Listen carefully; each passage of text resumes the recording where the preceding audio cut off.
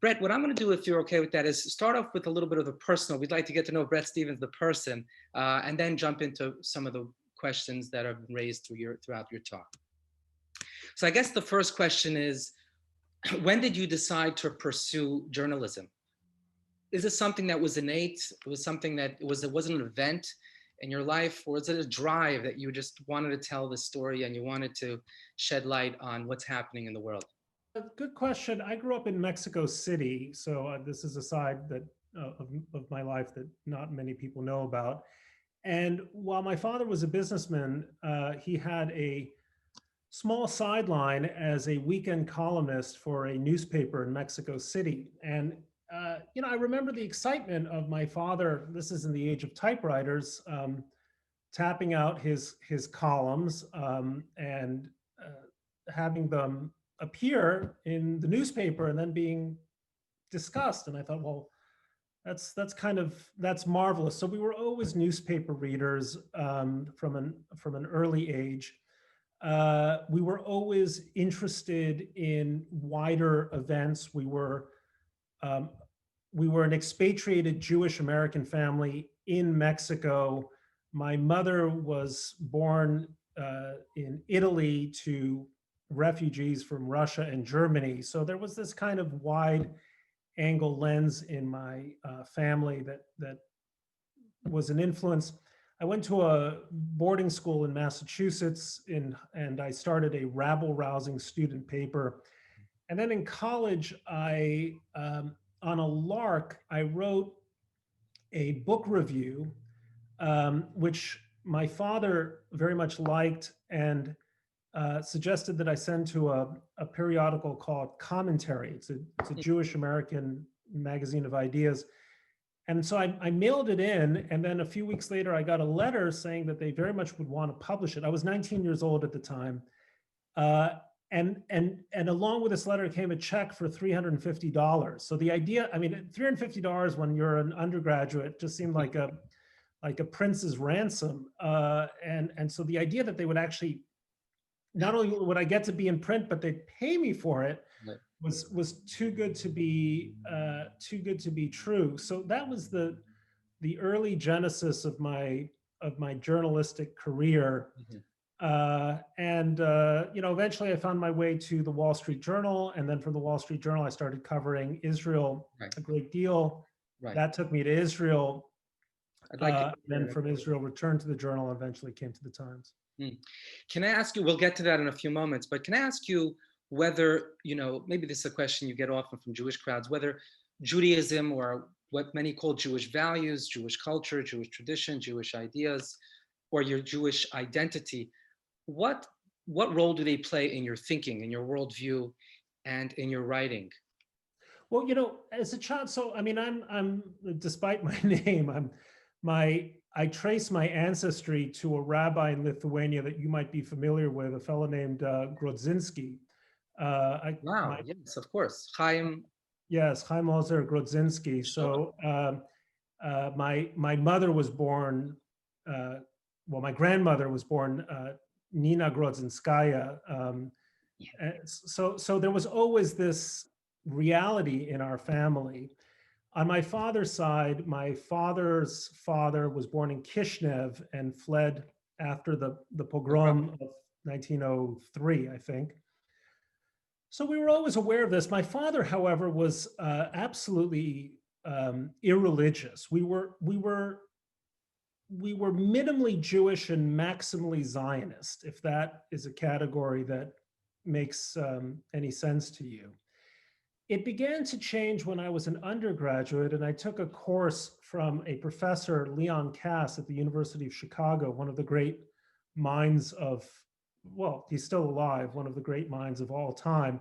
And I took a course on Genesis, and it was in his class on Genesis that I came to sort of see the majesty and the depth and the philosophical complexity and even cunning of Genesis. And so that kind of got me on the hook. And then again, I was not particularly observant. I became more so when I went to Israel and began to enjoy the reality of Shabbat, especially because I otherwise worked 18-hour days. So having Shabbat as a kind of an enforced period of relaxation was really a blessing in my life. And then, of course, with having, well, two factors: children of my own, but a wife who's a convert. So having a wife who's a convert always kind of forces you to it, so to speak, because you've enlisted her in your army, so you may as well obey the rules. Although she's a much more obedient and faithful servant of those rules than I am. That's fascinating. And so would you say that are you engaged in continued Jewish study on the side? Does that somehow, does the Talmudic thinking of your ancestry and of your forebear, does that play any role in your life? Well, you must know Moti Seligson, Of right? course, he's a dear friend. Right. So Moti keeps threatening to invade my castle, and as he puts it, learn with me, which I always find it a very interesting phrase.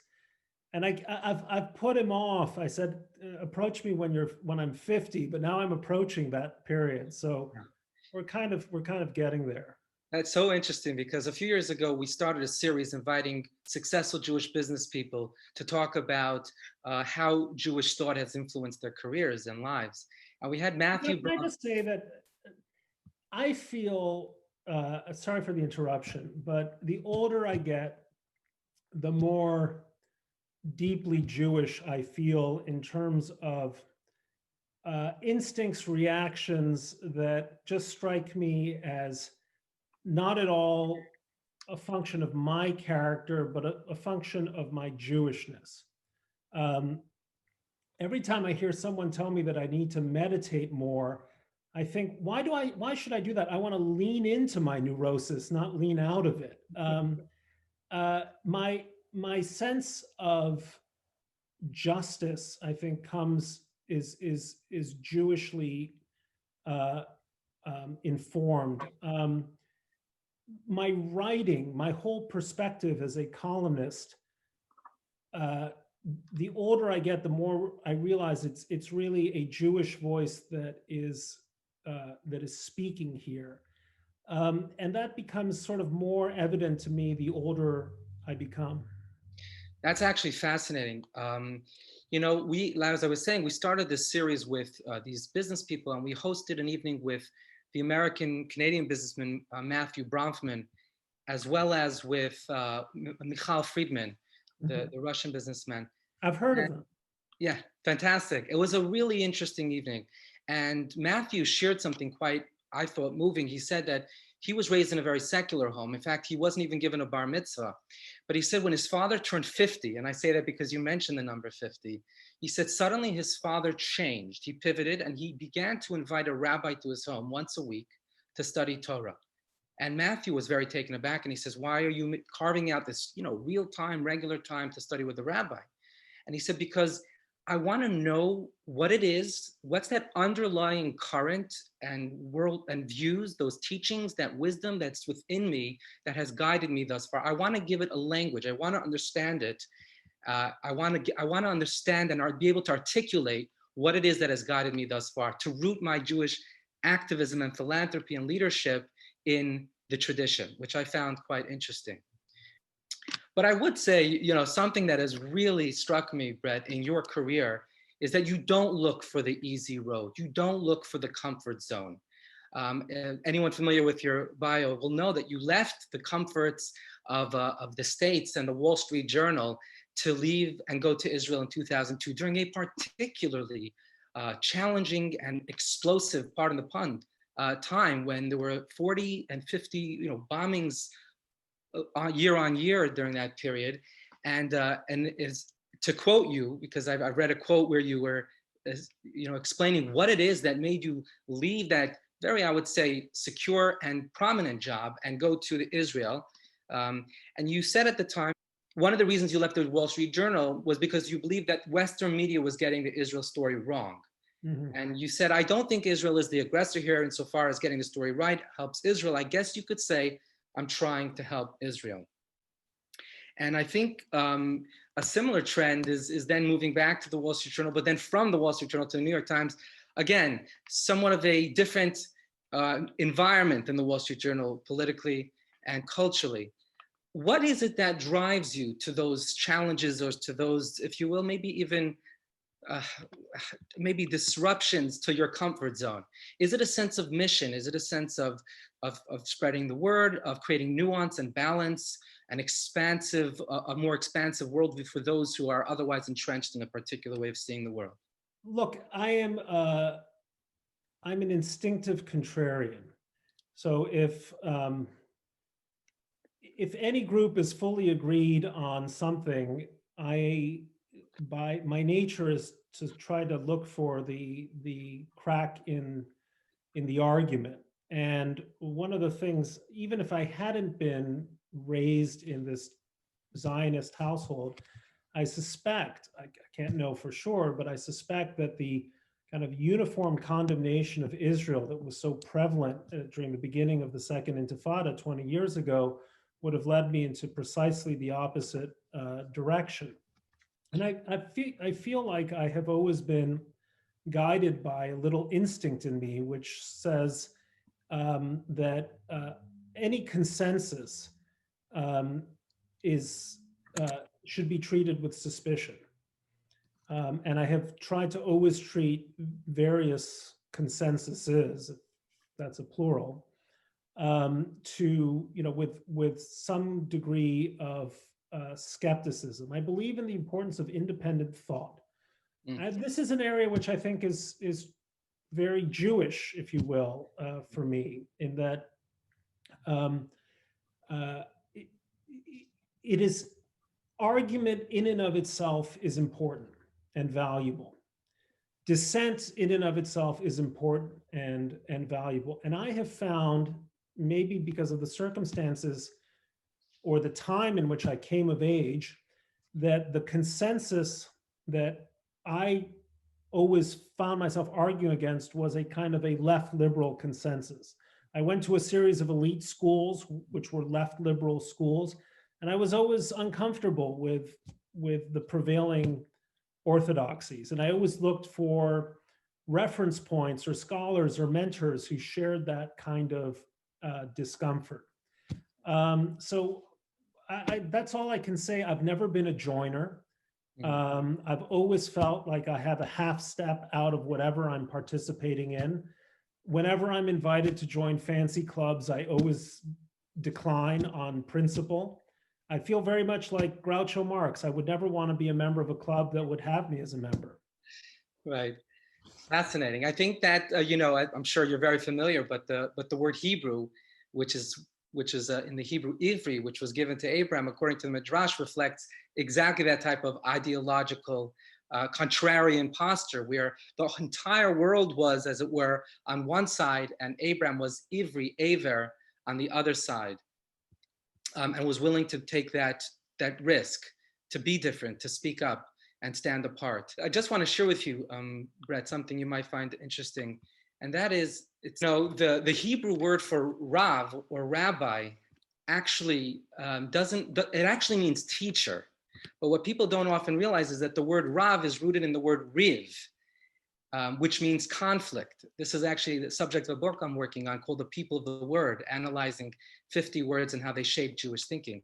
So teacher means to create conflict in the Jewish tradition. That is to say, not to transmit a homogeneous thinking from teacher to student so that the student walks away thinking exactly as teacher, but to the contrary, creating critical thinking, independent thought in the student, which I think is reflective once again of that Jewishness that we described or touched on earlier. Well, when I was editor of the Jerusalem Post, it was incipiently, at least, starting to become Startup Nation. And I remember at some point, some South Korean education ministry officials visited Israel to try to understand what was the secret sauce in the educational system that was generating all of these innovative thinkers in the tech world. of course, anyone who knows anything about the Israeli educational system knows that it's completely shambolic. It's a total disaster. It's an embarrassment to the Jewish people. Um, but the reason why Israel generates all of these interesting and creative thinkers is because they sit around their dining tables in the night and they get into arguments, and they're invited by their own parents to argue with them. I mean, this is as Jewish as it gets. And I've only sat around a handful of Korean dinner tables, but I don't remember argument as being a central note or feature in them. Whereas I can't remember any dinner table conversation that I ever had in Israel that didn't descend into something bordering on a furious row over usually nothing. Right. And how do you replicate that? How do you replicate that spirit that from the earliest possible age, children are encouraged to ask questions, to disagree, to think for themselves, to posit alternative hypotheses, and that this is reified and reinforced at every step of Jewish life. And that to me seems to be what's unique. Right. There's actually, I think it was Isidore Rabi, the physicist. He won a Nobel Prize and he was interviewed and asked, who was your greatest influence? And he says it was actually my mother, unbeknownst to her, because all the other children would come home at the end of the day and their parents would ask, what did you learn today? And he says, my mother would ask me, Izzy, did you ask a good question? But on that note, actually, I do want to jump into the discussion around dogma within the world of ideas, academia, and specifically journalism. This is obviously a topic that's close to your heart. You mentioned Barry Weiss, another former Wall Street journalist, writer who recently resigned from the New York Times and did so on account of what she called, and I quote her, a new consensus in the press, but especially at the New York Times, namely that truth isn't a process of collective discovery, but an orthodoxy already known to an enlightened few whose job it is to inform everyone else. And just yesterday, you wrote a wonderful piece titled The Encroachment of the Unsayable. And I want to quote the end of that piece. The more some ideas become undiscussable, the more some things become unsayable, the more difficult it becomes to write well. We are killing democracy one weak verb, blurred analogy, and deleted sentence at a time. I should be more precise when I say we. I don't mean normal people who haven't been trained in the art of never saying what they really think. I mean those of us supposed to be the gatekeepers of what was once a robust and confident liberal culture that believed in the value of clear expression and bold argument. So, you write, this is a culture that has been losing nerve for 30 years. My question to you is, I guess, first of all, did Barry discuss or consult with you on her frustrations and then eventually her resignation? That's maybe a question I'm curious about, and if you're happy to share, I'm curious to hear your thoughts. I think I should be very careful about the answer. I'm employed by the New York Times, and all I'm going to say is that Barry is an old and dear friend of mine. I have the highest respect for her intelligence and her integrity.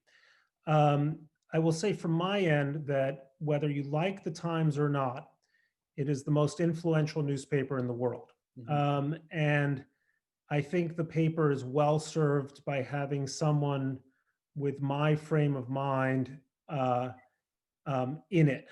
And so I'm gonna somewhat dodge your question, except in this sense. We do have a problem in the media in general, the news media in general, and I think this is true at the BBC, it's true at many of the organs of traditional media, that we draw our journalists from the same class of people with the same types of backgrounds and often the same sorts of ideas about the forces that shape the world.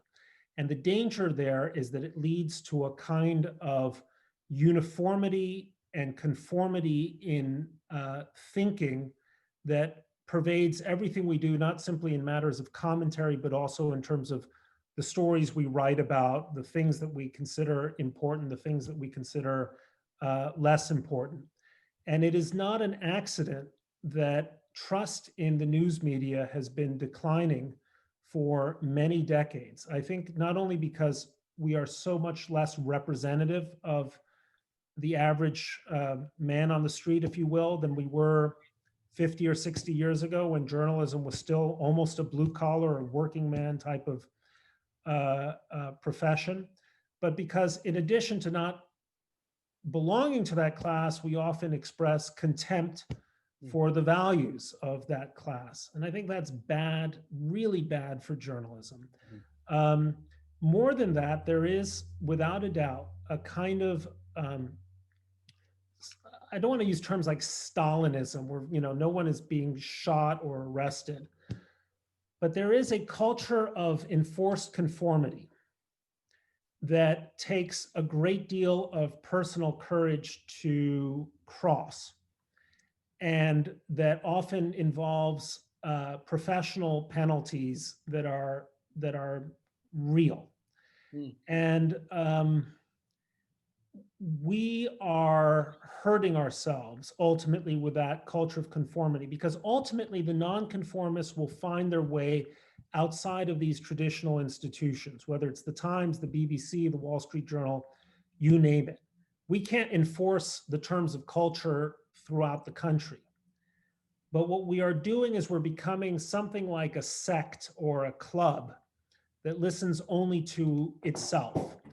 And that's really bad for what you call, in the broadest sense of the term, I mean, the John Stuart Mill sense of the term, liberal culture, enlightened culture.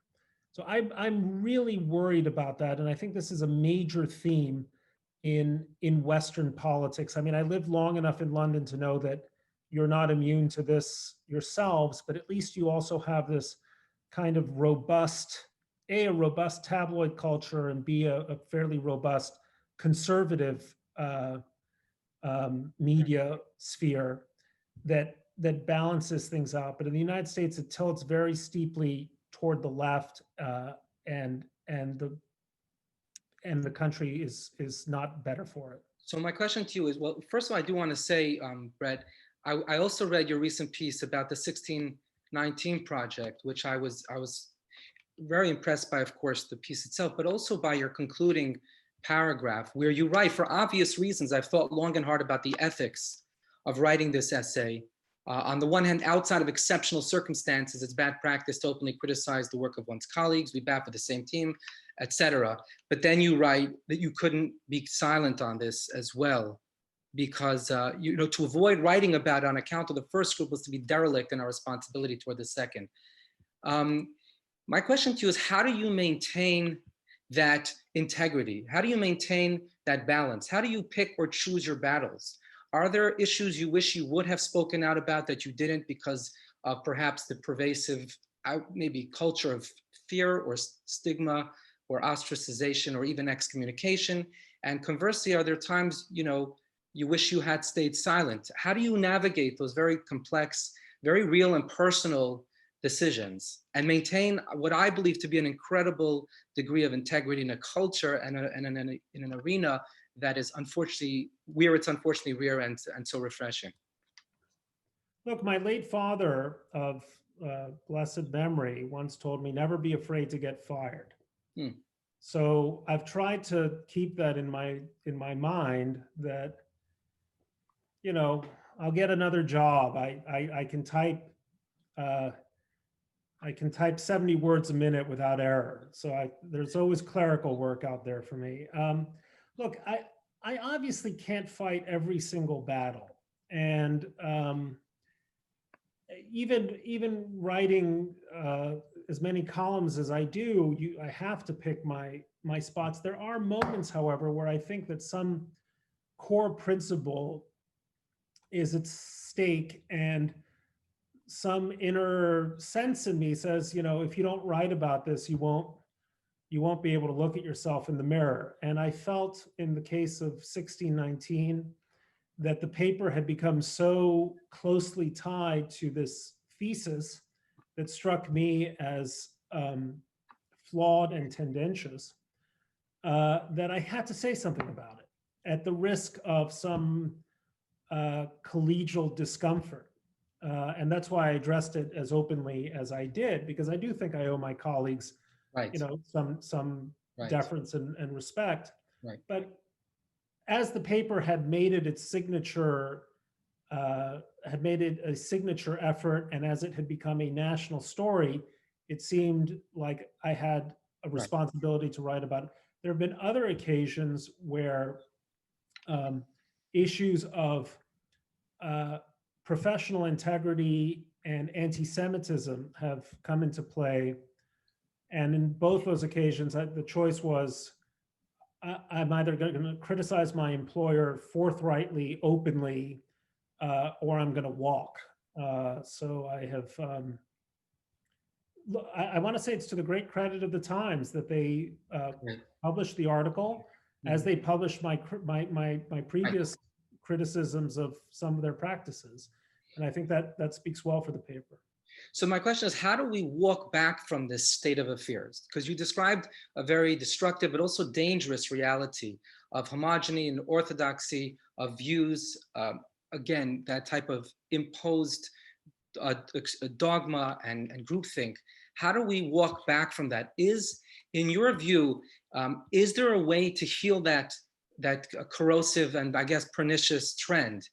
What will it take for people to become more open-minded again and to engage with contrarians or people who think otherwise rather than surround themselves by an echo chamber? Is it too late? Have we crossed the line beyond which there's no return?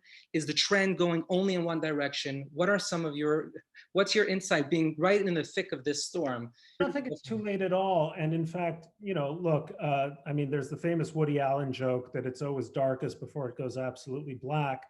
But I actually think that there are a lot of positive trends. I think there is manifest discomfort, not just among conservatives like me, but also a lot of liberals with this new cancel culture, censorious orthodoxy. I think there are all kinds of journalistic ventures like Tablet Magazine, which is a Jewish magazine, or Quillette out of Australia, various other places, voices that are becoming interesting and that people are moving towards because they are fresh and exciting. And so long as we're not a totalitarian state, there will always be some critical mass of people who dissent from the orthodoxy. So I don't think it's too late at all. If you read nothing else by me, I gave a speech in Australia, which was turned into an essay or republished as an essay in the New York Times called The Dying Art of Disagreement. It came out in September of 2017, and you can easily find it on Google. And this sort of, it's like Leszek Kolakowski once said, my full and complete views right there. But look, one of the points that I have always made is I don't take disagreement. I don't want to say this is always true, but I don't take disagreement personally. I think disagreement is fun. I think debates are fun. I think getting into a good row, so long as you don't end up with a black eye, is a good time. And we could do a great deal more to inject the electricity of disagreement into our public culture in a way that really happens too rarely now. One of the things I participate in is something called the IQ squared debates, which happen both in London and in New York. I've been in 6 or 7 of these debates. I think they're fantastic for public culture. By the way, a very good one was between your prime minister and Mary Beard on the subject of Greece versus Rome. This is another delightful 90 minutes. Those of you who are unhappy with your prime minister can consider that he would have made a very good classics professor at Oxford in an alternative universe. So I think that's kind of important, and there's been a kind of a pedagogical failure in that people have been reared up to think that there is truth and virtue on one side and ignorance and evil on the other. And this has been this kind of colossal educational failure happening in many public schools, certainly in the United States. I think it's up to people like you, Rabbi, and others who are kind of active in the civic square to say, it's good to disagree. We are the people who pull society forward are not the people who say yes, they're the people who say no, right? it's the gadflies, the social nuisances, the dissenters, the heretics, Right. who at the end of the day, 90% of them may be cranks, but some number of them have something important to say. And they deserve to be honored Right. and listened to at least. And we don't do enough of this, but I think it's for us to Yeah. do something about it. You're definitely By the way, describing. I just realized one thing when you had me on the big screen, which is that there's a rifle. I now notice that people look very carefully at what's in the background, and I forgot. I just need to reassure everyone it's an antique. It's a 1903 Springfield rifle that was issued to my grandfather when he tried to enlist in the United States Army in 1917. And then they finally found out he was too young. So they kicked him out, but he kept his rifle. So at any rate, it's it's only for for a personal memento. I'm not sort of arming for the apocalypse. I just saw that and I thought, oh gee, I'm going to get into trouble for this. Wow. Well, thank you for clarifying, because in this country, the guns are not visible at all. I would love to ask you some quick, brief, sort of rapid fire questions. First question: if you could have dinner with anyone from the past and lunch with anyone alive, who would they be? From the past, that's easy. I'd have dinner with Winston Churchill. I think he's the greatest man who ever lived in the last 130 years or so. Well, let's see, he was born in 1874. So I guess that would make it 146 years. Okay. And in the present, One second. Do you have a question you would ask him? Is there something you would want to know a little more about? I guess the question I would ask him is how he was able to get through his wilderness years. I think some of us feel like we're in our own political wilderness, and I would be curious to have I would be curious to ask him I guess when he returned to the prime ministership in 1951, and had the benefit of some time to reflect on that period up until his return to the Admiralty in late 1939, those 10 years, Okay. because I think it took some real stamina and inner conviction to maintain his beliefs when he was so widely mocked during the period of Balfour and Chamberlain.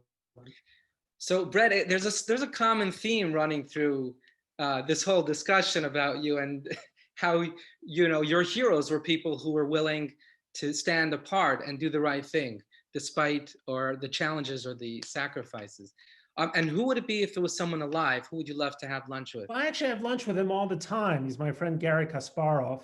He's been in Europe during the COVID epidemic, but he is, to my mind, the greatest mind alive, and not just on matters of chess. I know just enough. I'm just good enough a chess player to realize how bad I am next to him. But he is, he's got a mind that ranges very widely to subjects from Putin's Russia to artificial intelligence and so on. And so I have the benefit of calling him my friend and lunching with him quite frequently. So I can answer that. I don't know who I would do it among people I don't know, but it would probably be someone very pretty. Let me ask you, let's go through this quickly. Do you have a favorite book? It is either Lord Jim or The Magic Mountain. Favorite film? These are very different. Casablanca or Pulp Fiction. How about favorite Jewish biblical character? Jacob. Why? Because he wrestles with the angel. Mm-hmm. To me, he's the most interesting, largely because he's in some ways the most flawed. How important is character in our leaders?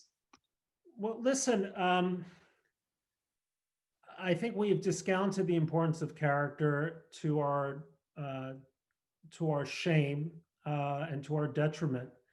And look, people like Churchill were cantankerous and flawed, but at their core, they believed in virtue, honor, duty, and decency. And those are the people I most admire.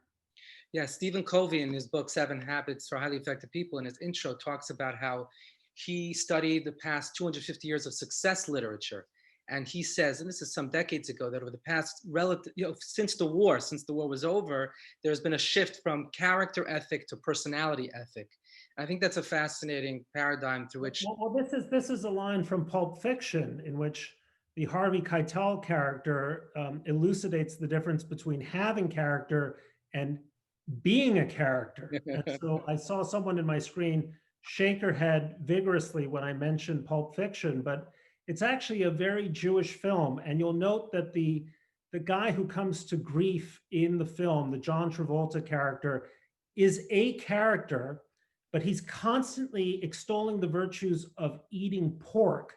And he ends up like a pig being shot in the toilet. So there is a Jewish reading of that film, which I urge all of you to note, because it's really a film about honor, knavery, and the importance of knowing the difference between being clean in what you do and what you put into your body and being filthy. Brett, is that the subject of your next book? No, but I've often been thought that this is an essay that I've been meaning to write. That would be fascinating. The Jewishness of Pulp Fiction. Fascinating. Well, Brett, that of course the pig has a very is notorious in the Jewish tradition, not so much because it's less kosher technically speaking, but because it has one of the two signs that make one kosher. It has the split hooves, but it doesn't chew its cud.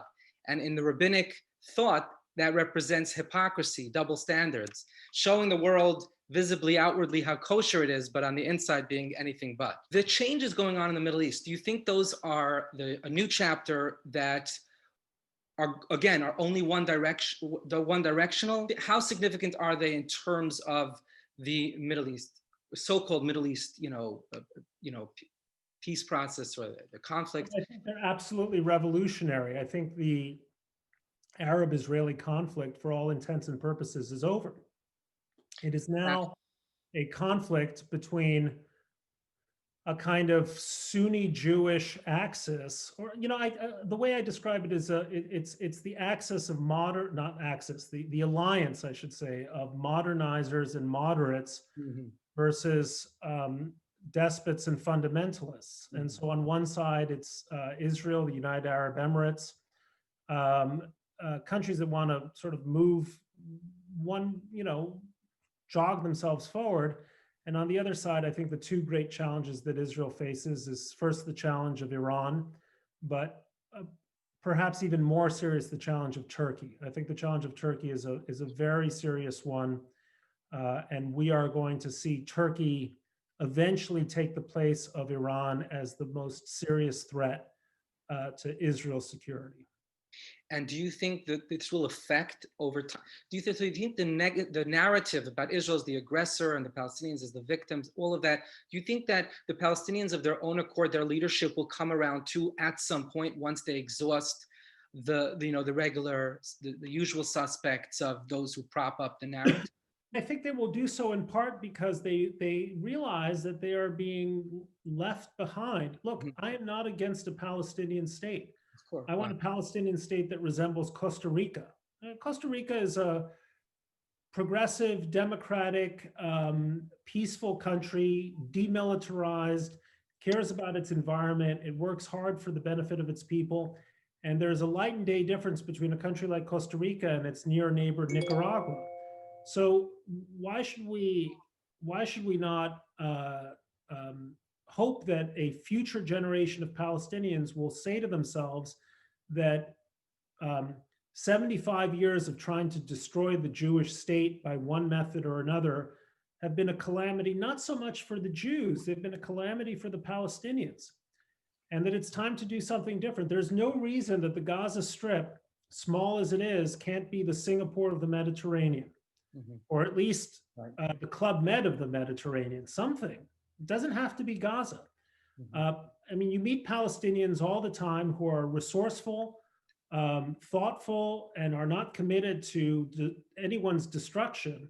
Unfortunately, you don't meet them as often in Palestinian leadership. Right. But there is going to be a future generation of Palestinian leaders who will look at a country like the UAE, a city like Dubai or Abu Dhabi, and say, why can't we go for that as opposed to waging this hopeless, fruitless, and endless war against a neighbor who we should look to as a model, not as an enemy. Right. And that will happen. I just hope it happens in my lifetime. Hmm.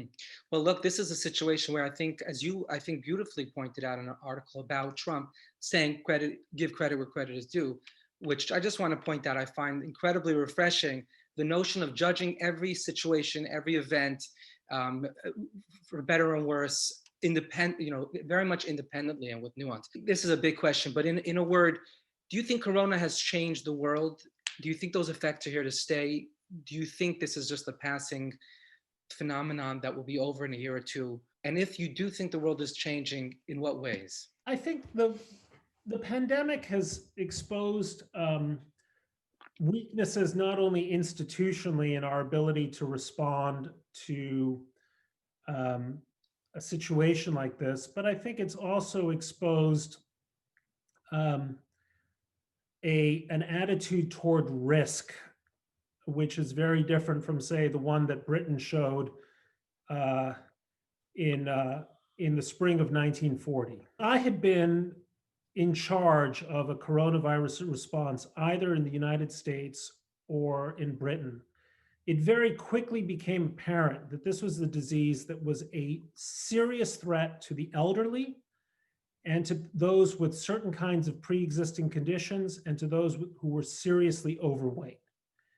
And it seems like the better strategy, rather than lockdowns, which have not worked and which have been economically ruinous, would be to invest all of our resources or the bulk of our resources into protecting those very vulnerable communities rather than this blanket strategy, which neither protected the vulnerable communities nor saved us from the kind of economic wreckage that we're experiencing. I think the effects will be long lasting. I mean, the truth is, look historically at the 1930s, and you see that much of the political militancy that emerged during that period was a consequence of economic catastrophe. And we can't, to pursue a policy that looks at COVID without reference to other consequences, I think is ruinous. And I'm not making light of COVID. It is a serious issue. I have an 80-year-old mother. I'm very careful with her. She has pre-existing conditions. We should be protecting her, but not doing so in a way that wrecks the livelihoods of millions of people and invites all kinds of ancillary problems because we are pursuing this fruitless quest to save everyone. I wonder if if that's the thinking that will be adopted going forward in some governments. Well, I don't think that. I don't think that. I mean, I think that if your prime minister imposes a second series of lockdowns, you're going to have a new government very soon. And I can understand how, in the initial phase, people thought, well, we're going to lock down for a few weeks. It'll be painful, but then it will be over. But the idea that you can simply put entire nations and economies into kind of these induced comas indefinitely is crazy. And we have to protect the vulnerable, and they have to protect themselves. There's an aspect of personal responsibility here.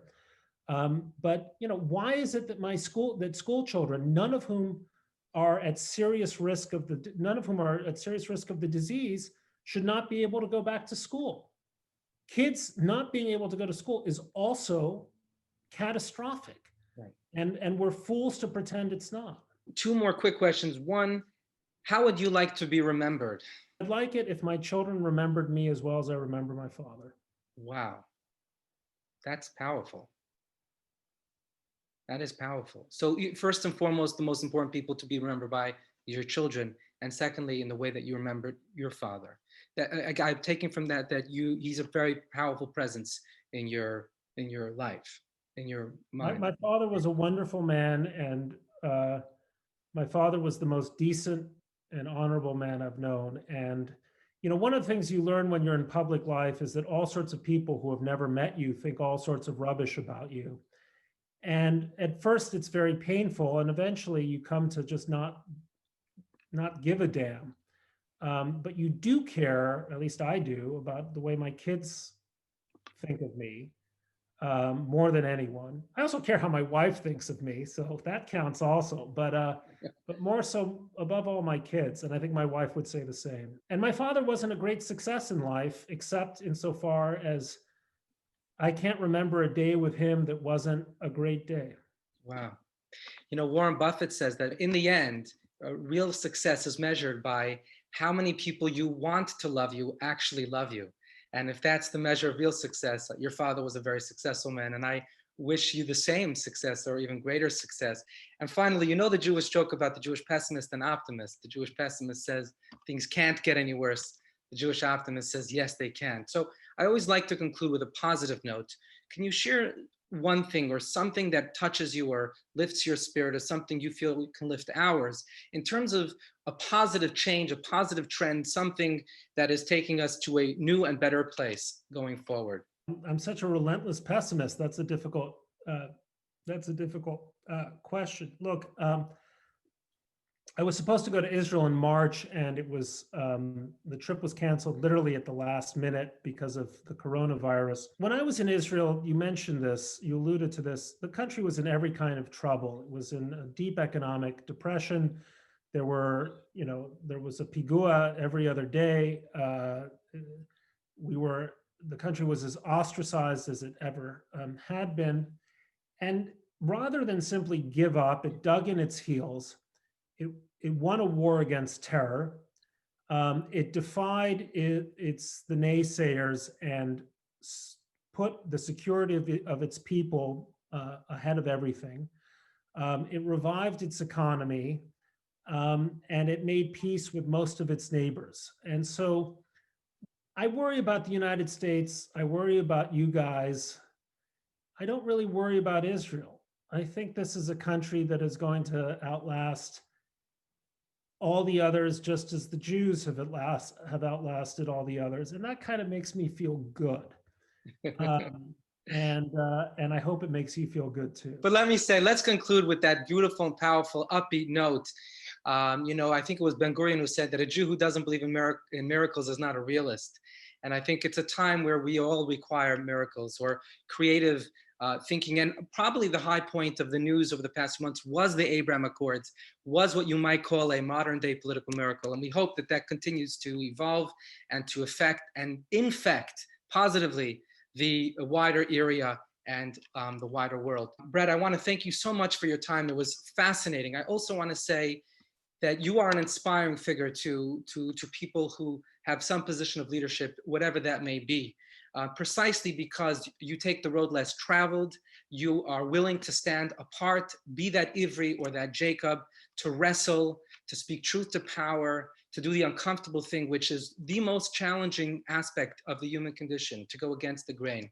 And that means a lot to us to observe that and hopefully absorb that influence and that leadership position. So may God bless you and yours with continued energy and strength and clarity and conviction and courage to maintain that integrity and that light. And I know you didn't say this before. I'm going back to to Barry, etc. But if I could put in my own 2 cents, there are always 2 ways to approach a challenge and an obstacle, as insurmountable as they may seem. One is through the process of perhaps elimination, and the other illumination. And I would commend you for being that light to our nation and to the nations at large. Thank you so much. Once again, warmest regards, Bret. God bless you, and we look forward to welcoming you back in person, please God, in the not too distant future.